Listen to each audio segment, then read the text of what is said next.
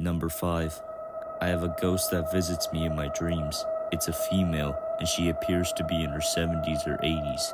She tells me things that are either about to happen or things that people are hiding from me. There were a few things I could recall off the top of my head. When I was in high school, she told me one of my friends was going to break his shoulder in his next football game. The next day, it happened. She told me a girl I had a crush on was going to give me her number. It happened. She even told me when my 2 cats were going to die. She predicted it, and now she shows their spirits to me. They haven't left the house, and they act the same as if they were alive. The creepiest one for me happened about 2 months ago. One night, I go to sleep, and I start dreaming. The woman appears in my dream and tells me that I'm missing an important female figure in my life. I question her, saying if I should be married or something. She chuckled and told me to go ask my mother. When I woke up the next morning, I asked my mother about this. It turns out my mother had a miscarriage 3 years before I was born. It was supposed to be a girl. Number 4. Growing up, I had an imaginary friend who lived in this big antique dresser. We would chill together, and he would always tell me stories. But looking back now, I can't recall what they were about. I would always tell my mom about my times with my imaginary friend, and she thought it was cute. My dad was a trucker and traveled a lot, so he wasn't able to catch up with what I was into. But one day, my dad had got home from work, and I told him about my dresser buddy. He got curious and asked me to tell him his name, which was Hugo. I don't know how I came up with that name. I could slowly see him get white in the face. I drew out what Hugo looked like for him, and the next day, my dad and uncle took the dresser out of my room and burned it. It wasn't until a few years later that I found out that my dad's younger brother, my uncle, had the same imaginary friend with the same name who lived in the same antique dresser. A couple of months after burning the dresser, my uncle started getting night terrors and couldn't sleep because of Hugo. It got so bad he was diagnosed with insomnia and prescribed heavy amounts of melatonin. Luckily though, my uncle has slowly been getting better. Number 3.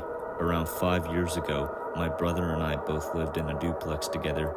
It was shared between us and an old widowed woman. The woman had a son, around 25 or 26 years old, who served as a soldier in the Russian army, who died during a bomb attack somewhere in northern Russia. One day, the woman had approached us and gave both me and my brother an invitation to go to his funeral, and we did so to pay our respects. 2 or so weeks after the funeral, my brother started getting dreams about the son who had died. He told me that the son keeps knocking on his bedroom door in the dream and just stands there when it's open. He kept on having these dreams. He once had them for a whole month straight. But one night, when we are getting ready for dinner, my brother says he has to use the bathroom. He walks to the bathroom door and opens it, only to see the son standing at the other end, staring back at him. He screams and slams the door shut. I hear the commotion from the kitchen, and I walk over to see what's happening. My brother told me frantically what had happened. He slowly cracked open the door, only to see the man still standing there. He eventually just decided to say screw it and went into the backyard.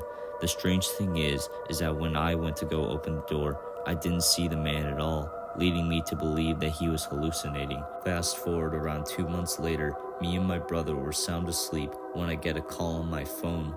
It was around 2 in the morning, so it took me a while to wake up to get my phone. I answer it, and a very raspy voice answers and says, "Come to the hospital." It was the old woman. Her voice sounded so odd to me. I haven't heard it a lot, but I know how it sounds. Her voice sounded different from usual. It sounded like she was struggling to breathe. After that, she hung up. My mind was literally racing. I was debating whether or not to go up to the hospital, because at the time, I only had a bike to get around. It was late at night, and the nearest hospital was around 25 minutes away from the duplex. But I just tried to ignore it and wait till the next morning. A couple of hours later, I wake up and I immediately remember the call that I had gotten from the woman. I called the hospital and asked if she was there. A woman on the other line told me that she had been intubated earlier this morning and had suffered cardiac arrest. She had passed away a few hours after I called the hospital, and my brother stopped having nightmares about the son after that. Number 2. When I was younger, my family was very poor, and we had grown up in a mobile home on some land that my great-grandfather had inherited to us before he passed away. This piece of land was inside of a small town in the middle of nowhere, Oregon, with nothing but woods stretching for miles. The town was your typical small country town where football was king and there was nothing else to do but get drunk or high on the weekends. It was also a place where nobody had to necessarily worry about locking their doors at night or setting an alarm. Now, our trailer had 2 bedrooms, and my parents, always putting us kids ahead of themselves, slept on some fold-out couches in the living room. One night, me, my brother, and my parents were asleep. It was around 2 in the morning, and my father was suddenly awoken by the sound of cackling coming from an old automatic recliner seated a couple feet from my bedroom. My father got up to go investigate the noise, only to find that the eerie noise was coming from a neighbor of ours named Robert. Robert was a heavy drug user and was known to be in trouble with the law. My dad looked down at him and asked him what the heck he was doing here. Robert replied, "The spirits are out to get me, and your house is the only place that's safe." My dad, who I should say is a pretty large and terrifying person, responded that if he didn't get out of the house, it wouldn't be a safe place for much longer. "But they're out to get me. They're chasing me. If they see me, I'm dead." My dad responded that there were no spirits, but if he didn't get out of the house immediately, he'd be dead. From what I've been told, since I was asleep for this part, my mom also hurled a few threats at Robert. While she isn't necessarily physically intimidating, she was still pretty scary nonetheless. I think it was her anger that eventually scared him off. My dad locked the door and watched through the blinds as Robert decided, since he can't run from the spirits, he'd instead steal my mom's 1989 Honda Accord that my mom had always left the keys in. He drove around for about an hour. My dad called the police, and it took them about the same time to arrive, as the closest police station was about 20 to 30 minutes out. Robert had brought the car back and was taken to jail. He was deemed insane and locked away in a mental institution. The scary part is that for the next 5 years after this event, we would always get phone calls that when answered would always be a raspy voice on the other line singing song lyrics reminiscent of "I'm going to kill you." These calls followed us everywhere we went, even if we were on different numbers and even when we were in different states. We always thought that this was Robert sending us a message. The calls eventually stopped one day, and that same day was the day that Robert thought the best thing to do was to steal another car and drive it into a gas station. Number 1. Me and a couple of friends were in a car driving back from a concert in Louisiana. It's around 2 in the morning and it was pitch black outside. Me and everyone in the car had to use the bathroom, and we pulled up to this sketchy looking rest spot in the middle of nowhere. Right beside this stop, maybe a good 25 yards or so, was a completely destroyed building with what appeared to be some sort of playground right beside it. We pulled in, and me and my 2 friends got out of the car to go into the stop, with the exception of one of my friend's girlfriends, who just stayed outside. For the sake of this story, we'll call her Sadie. I finish up and I go wash my hands. I dry my hands and I hear an absolutely blood-curdling scream coming from outside. It was Sadie.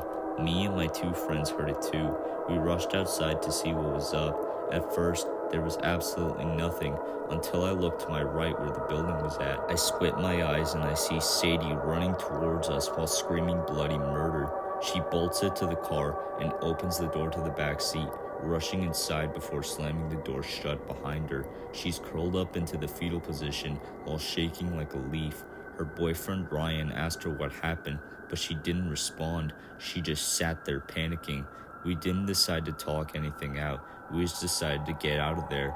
Around an hour later, we get back to my place, and Sadie has eventually calmed down. Me and my friends all asked her what happened back there, and she told me that she got curious and went over to the abandoned playground, where she saw a bunch of blood-covered people walking around aimlessly. I just told her that she was probably just tired and was seeing things, because keep in mind, it was still extremely late when we drove by, but she told me that they were real and insisted on it like crazy. After doing a little research, it turns out that at that same location, a plane had crashed into a school in the late 80s, and a lot of people died.